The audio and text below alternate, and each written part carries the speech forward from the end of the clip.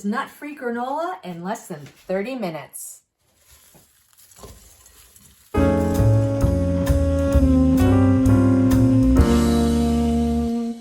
I love granola.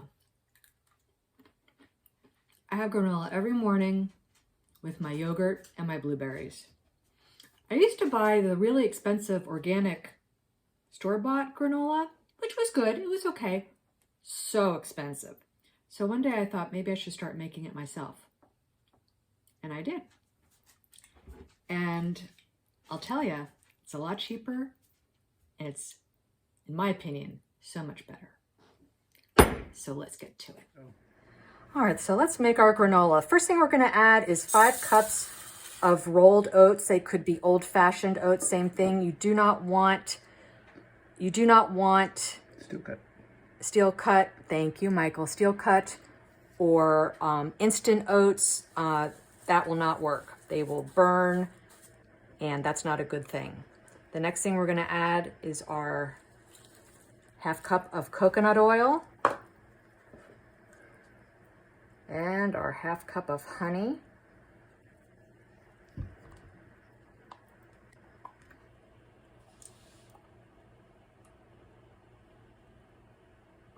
Sticky. Okay. Good. We have 2 teaspoons of cinnamon, 1 teaspoon salt, and 1 teaspoon of vanilla. And we're gonna make sure we get everything incorporated. Whoop. And this could take a while because you want to make sure all of the oats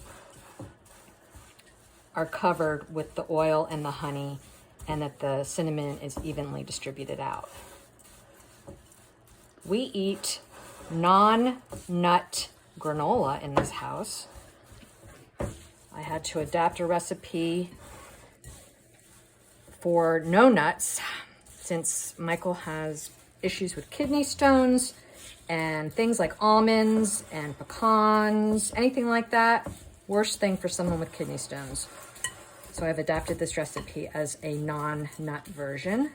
This would also be good for people who have nut allergies, tree nut allergies, or peanut allergies, for that matter.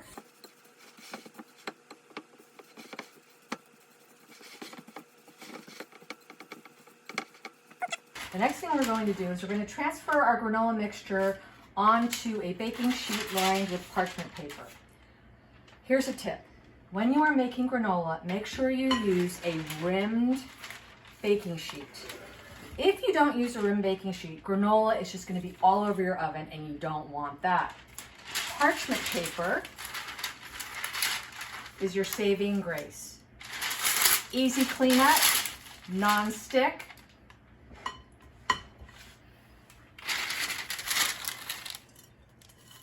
Okay, all right, we have our granola mixture on the baking sheet and you want to spread it out as evenly as you can. This will ensure that everything, when we cook it, cooks evenly. And you kind of want to pack it down like this and spread it out to the sides.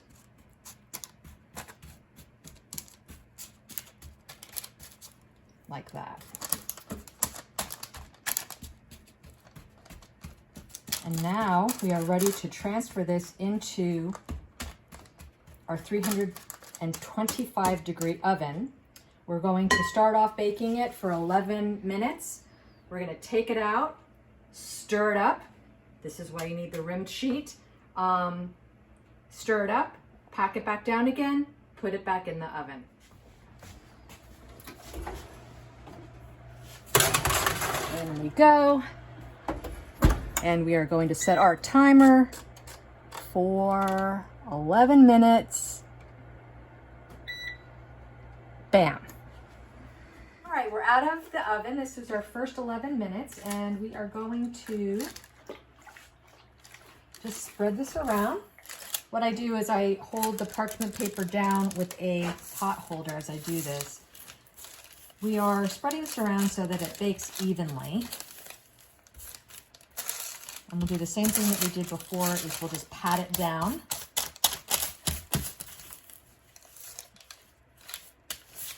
There we go. Spread it out evenly again. Pat it down. What color are you looking for? Well, on the second time, we're looking for a nice golden brown color. This is pretty good right now where it is, but we want a nice golden brown. We are out of the oven. As you can see, it's a really nice, even golden color, and that's what you're looking for. I actually had to keep this in the oven about an extra 4 minutes. Here's the key.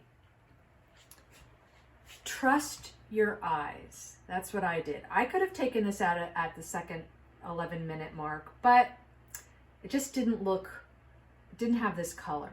So I put it in for another 2 minutes, checked it. Still didn't look right.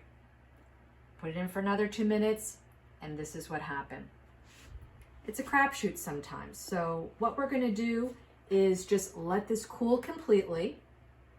This will give it time. As the granola cools, it will set up, it will harden up, basically.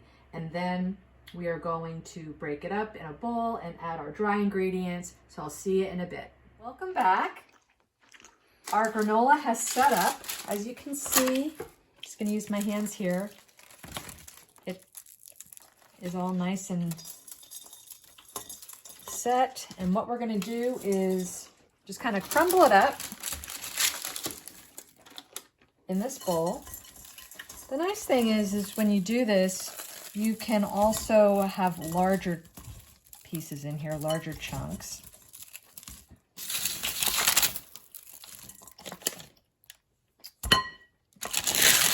I'm just going to take my parchment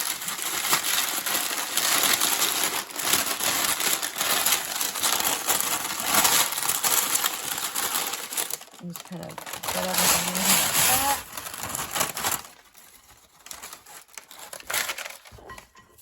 And just continue to break it up.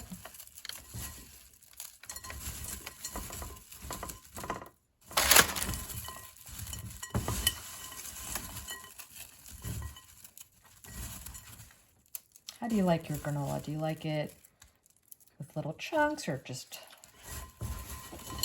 all ground up? You can leave a comment in the comment section below.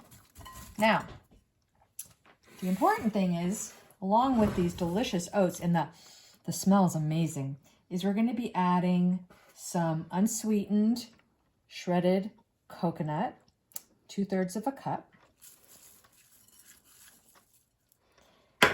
We're going to be adding a 1/3 cup of dried cranberries and 1/3 cup of dried cherries.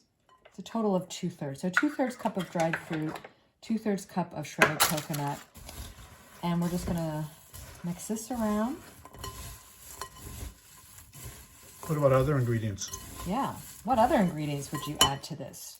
Chocolate chips. Chocolate chips. Yes. M&Ms. M&Ms. I can see where we're going with this. That would be the unhealthy version.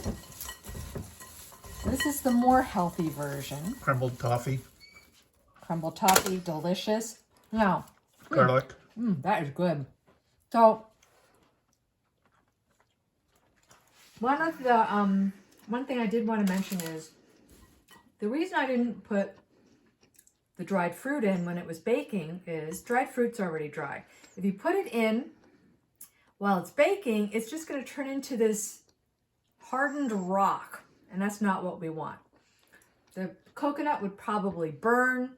So once the granola is all cooled and we have it in our bowl and it's all broken up, that's when we add our dried ingredients.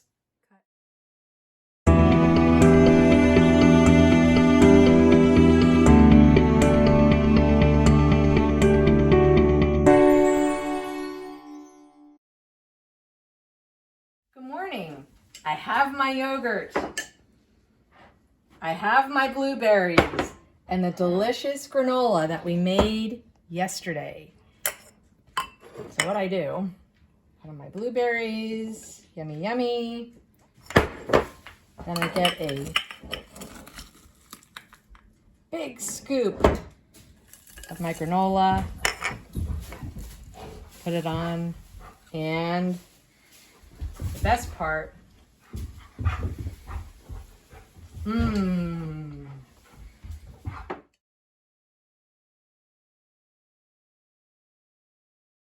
cut.